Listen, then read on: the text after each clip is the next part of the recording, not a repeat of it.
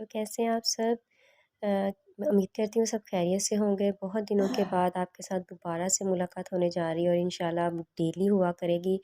मैं आप लोगों के साथ क्लास 2 के उर्दू का जो है ना वो कुछ सिलेबस शेयर करूँगी, क्योंकि अलाइड स्कूल के बच्चों का बहुत सारे बच्चों से जो है ना मुझे ये इन्फॉर्मेशन मिली है कि उन्हें ये बुक बहुत मुश्किल लग रही है।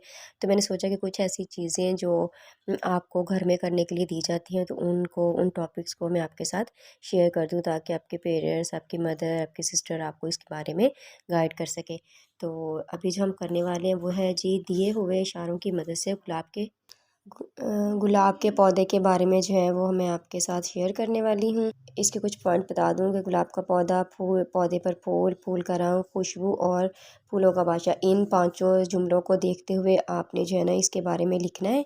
तो वो मैंने आप लिखा है, वो मैं आपके साथ शेयर करने लगी। ये देखिए आपको नज़र आ रहा है, उन्वान मैंने दिया है गुलाब का फूल।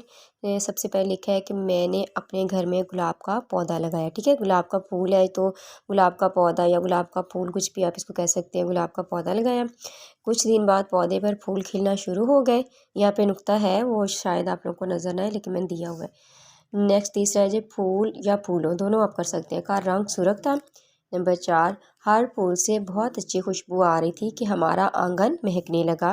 नंबर 5, गुलाब के पौधे को फूलों का बादशाह कहा जाता है और ये मेरा पसंदीदा फूल है। छोटे बच्चे हैं तो इनके लिए बस ये इतना ही काफ़ी है और इस पे जगह भी इतनी दी गई है और उम्मीद करती हूँ कि आपको पसंद आया होगा। अगर कोई और अपने बारे में आप बता सकते हैं तो नीचे कमेंट में ज़रूर करके बताएं। Thank you very much. अल्लाह हाफिज़।